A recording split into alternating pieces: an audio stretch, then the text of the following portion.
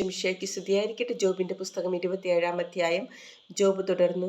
എൻ്റെ അവകാശം എടുത്തു കളഞ്ഞ ദൈവമാണേ, എനിക്ക് മനോവ്യസനം വരുത്തിയ സർവശക്തനാണേ, എന്നിൽ ശ്വാസമുള്ളിടത്തോളം കാലം, ദൈവത്തിൻ്റെ ചൈതന്യം എൻ്റെ നാസികയിൽ ഉള്ളിടത്തോളം കാലം, എൻ്റെ അധരം വ്യാജം പറയുകയില്ല, എൻ്റെ നാവ് വഞ്ചന ഉച്ചരിക്കുകയില്ല. നിങ്ങൾ പറയുന്നത് ശരിയാണെന്ന് ഞാൻ ഒരിക്കലും പറയുകയില്ല. മരിക്കുവോളം ഞാൻ നിഷ്കളങ്കത കൈവെടിയുകയില്ല.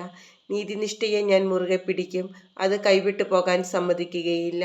എൻ്റെ ഹൃദയം കഴിഞ്ഞുപോയ ഒരു ദിവസത്തെ പ്രതി പോലും എന്നെ കുറ്റപ്പെടുത്തുന്നില്ല. എൻ്റെ ശത്രു ദുഷ്ടനെ പോലെയും എതിരാളി അധർമ്മിയെപ്പോലെയും ആയിരിക്കട്ടെ. ദൈവം അധർമ്മിയെ വെട്ടി നീക്കുമ്പോൾ, അവൻ്റെ ജീവൻ എടുത്തു കളയുമ്പോൾ അവൻ്റെ പ്രത്യാശ എന്തായിരിക്കും? കഷ്ടത അവൻ്റെ മേൽ വന്നുകൂടുമ്പോൾ ദൈവം അവൻ്റെ നിലവിളി ശ്രവിക്കുമോ? അവൻ സർവശക്തനിൽ ആനന്ദം കണ്ടെത്തുമോ? അവൻ എല്ലായ്പ്പോഴും ദൈവത്തെ വിളിച്ചപേക്ഷിക്കുമോ? ദൈവത്തിൻ്റെ കരത്തെക്കുറിച്ച് ഞാൻ നിന്നെ പഠിപ്പിക്കും.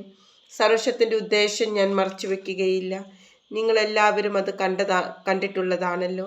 എന്നിട്ട് നിങ്ങൾ വൃത്തഭാഷണത്തിൽ ഏർപ്പെടുന്നത് എന്തുകൊണ്ട്? ദുഷ്ടന് ദൈവത്തിൽ നിന്ന് ലഭിക്കുന്ന ഓഹരിയും മർദ്ദകർക്ക് സർവശക്തനിൽ നിന്ന് ലഭിക്കുന്ന അവകാശവും ഇതത്രേ. അവൻ്റെ സന്താനങ്ങൾ പെരുകുന്നെങ്കിൽ അവർ വാളിനിരയാകാൻ വേണ്ടിയാണ്. അവൻ്റെ സന്തതികൾക്ക് വേണ്ടുവോളം ആഹാരം ലഭിക്കുകയില്ല. അവനെ അതിജീവിക്കുന്നവരെ മഹാമാരി പിടികൂടും. അവരുടെ വിധവകൾ വിലപിക്കുകയുമില്ല. അവൻ പൊടി പോലെ വെള്ളി കുന്നുകൂട്ടിയാലും കളിമണ്ണ് പോലെ വസ്ത്രം സമ്പാദിച്ചാലും അവന് കുന്നുകൂട്ടാമെന്നേയുള്ളൂ. നീതിമാന്മാർ അത് ധരിക്കും, നിഷ്കളങ്കർ വെള്ളി പങ്കിടും. അവൻ്റെ ഭവനം ചിലന്തി വല പോലെയും കാവൽക്കാരൻ്റെ മാടം പോലെയുമാണ്. ഇപ്പോൾ അവൻ സമ്പന്നനായി ഉറങ്ങാൻ പോകുന്നു, എന്നാൽ ഇനി ഒരിക്കലും അവന് അങ്ങനെ കഴിയുകയില്ല. ഉണരുമ്പോഴേക്കും അവൻ്റെ ധനം നഷ്ടപ്പെട്ടിരിക്കും. വെള്ളപ്പൊക്കം പോലെ ഭീതി അവനെ കീഴ്പ്പെടുത്തും. രാത്രിയിൽ ചുഴലിക്കാറ്റ് അവനെ വഹിച്ചു കൊണ്ടുപോകുന്നു.